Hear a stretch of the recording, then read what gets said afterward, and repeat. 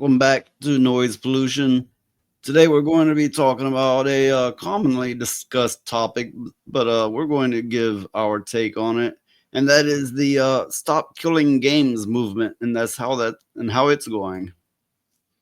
Video game industry tries to squash "Stop Killing Games" movement by stating that you don't actually own your games. Now we've heard that one before. I think it was Ubisoft, or as everybody else likes to do is Ubisoft, which sounds like babyish to me, but we heard that one before and it had quite the backlash, rightfully so. And they're saying it again, except this time it's a mass amount of companies saying it. Some of the biggest companies out there, but I'll get into this.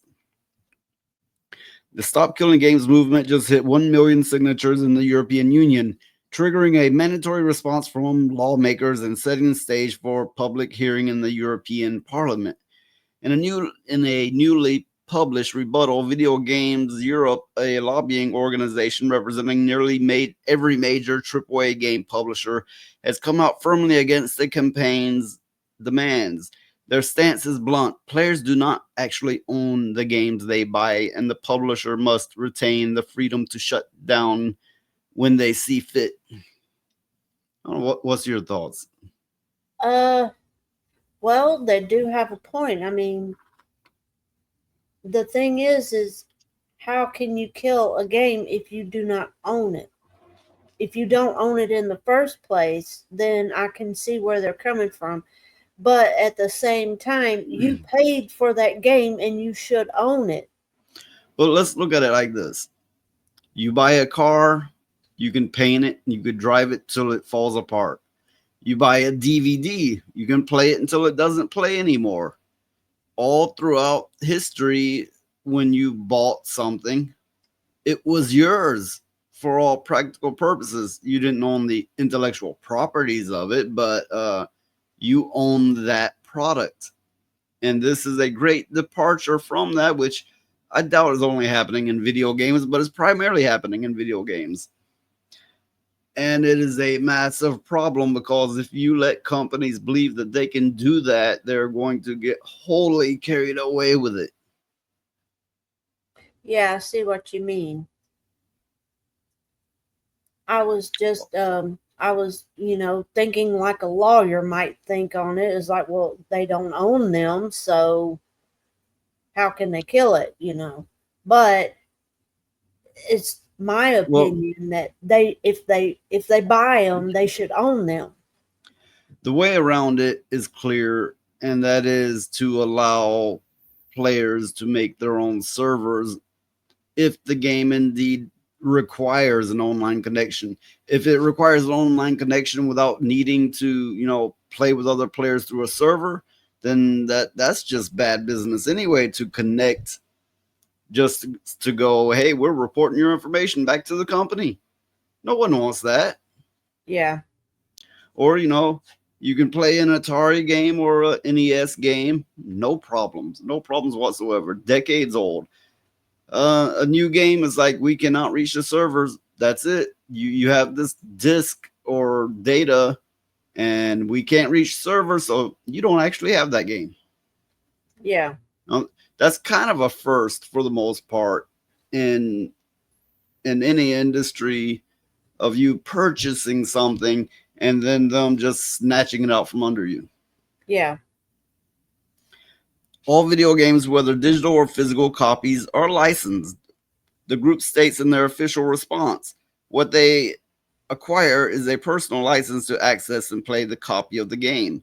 The consumer does not acquire ownership of that video game. Now, what this brings me back to is Microsoft. They were some of the first to say you are not buying Microsoft Windows. You are renting it. You have paid for a lease, essentially. You are renting it. Which even then people are like, oh, well, that's kind of shitty, but okay. Because they never expected them to pull it out from under them or force them to upgrade or all the other nonsense that they do now. So yeah, they kind of started that trend, I would think. The Stop Killing Games petition launched in 2024 demands that developers be required to preserve games in a playable form even after official servers are shut down. I believe it should have always been that way. Yeah. Or like want a game where you're like, well, it's your favorite game and you may have set it aside. Now you pick it up again. It's like, oh, it does nothing now. It's worthless now. Nothing else works that way. Video Games Europe disagrees, calling such expectations disappropriate and warning of severe consequences for the industry if they are enforced by law. What severe consequences for the video game makers would there be? Really? I can't think of anything. I think it would buy brand loyalty. If it's like, hey, I got this game 30 years ago and I can still play it whenever. Yeah. I mean, I don't know. I would imagine it's kind of like if you can still play the old one, then you're not gonna buy their remaster. Yeah. But if the remaster is good enough, yeah, you will buy it. If it has updated graphics and new features or whatever, then maybe you will buy it. No, they're just greedy. That's all it is. It's what it comes down to. They're greedy. They're so greedy that they're shooting themselves in the foot. That reminds me of a game, Marvel Heroes. Yeah, I yeah. loved that game. That And was an incredibly addictive game. The Marvel Heroes, it was a Diablo-esque type of Marvel game. And they claim what happened. Well, first of all, they were making these changes so they could release it on console. And these changes were horrendous. The changes wrecked the game. So right off, I was like, I'm out at that point in time. But then they, right after it released the consoles, they snatched it out from under everybody. No refunds, absolutely no refunds for the skins you bought or whatever. Just you suddenly have no game anymore. yeah. And it was all about some internal scandal at the company. Imagine that, some scandal at the company, and suddenly millions of people do not have the game they paid for or the extra money they put in on skins or whatever services. Yeah. Well, Yeah, that should be illegal. well, that's what I was going to say is if they had a clause in their game where people could make their own servers, then people would still play it. And People have it's something called Project Tahiti.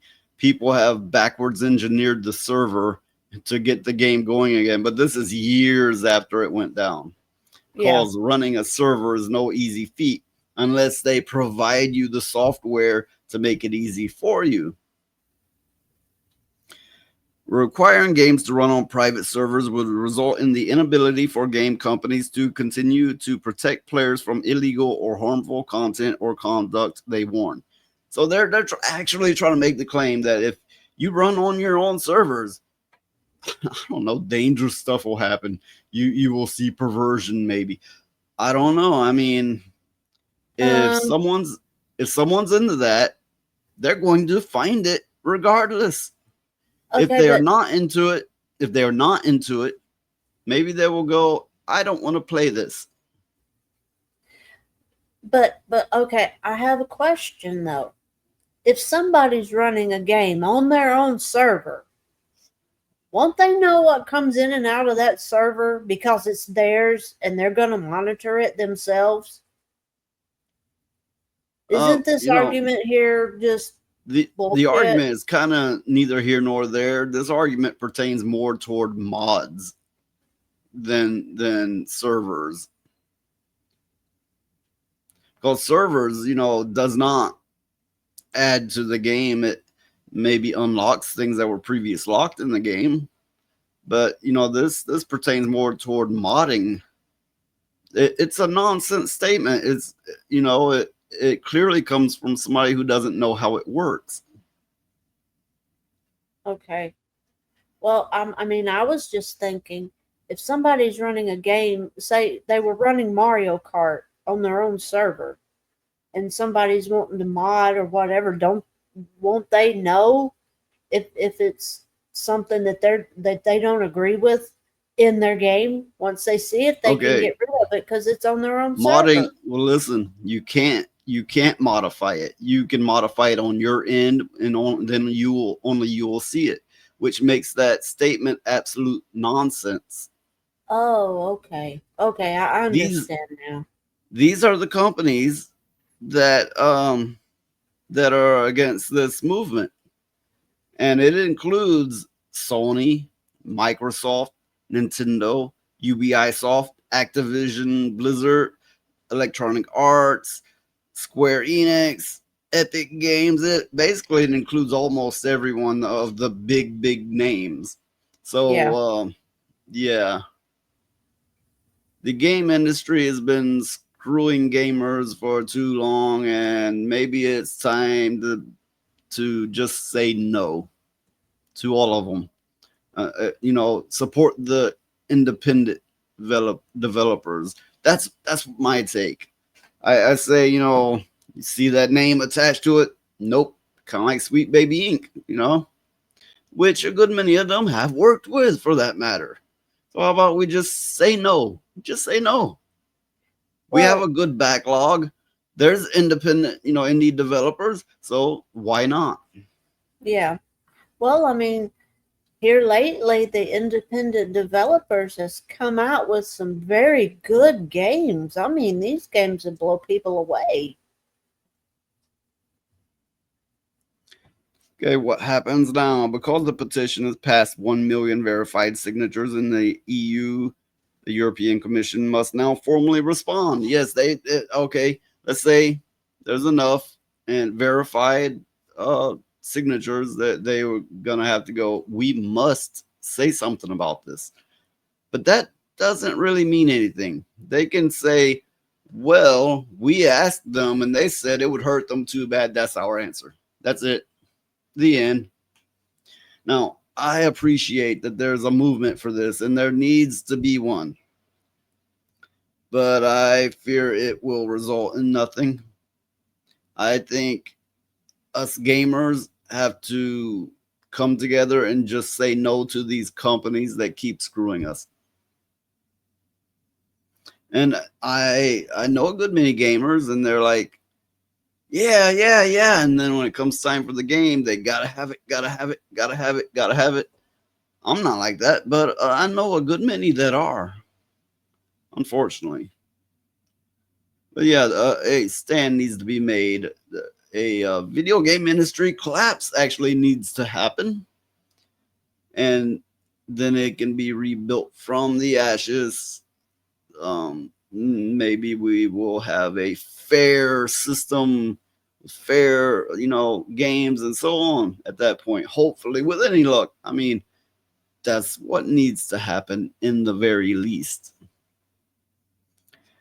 While publishers claim they support game preservation efforts, hell no, they don't. In museums and exhibitions, they draw a hard line when it comes to consumer access. So they're like, we're preserving the games in museums and exhibitions. What? What? Maybe Pac Man, but not these games that came out in the early 2000s that vanished. No one's preserving that. And, maybe they're preserving the real old hits. And people would really love to be able to play that without it contacting a server. Yeah, I think so too. Yeah, okay. You might get Pac-Man on your cell phone, whatever the case, but it's going to contact a server every time you play it. And if it can't, many of them just won't play. Yeah. And that is becoming more and more the case with everything. I mean, of course, it's more than just games, it's digital media in general. But if we can stop it on any front, that will lend strength to stopping it wholly.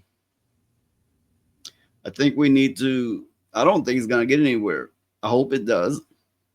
I think we need to reject such ideologies entirely, essentially boycott them and support the independent.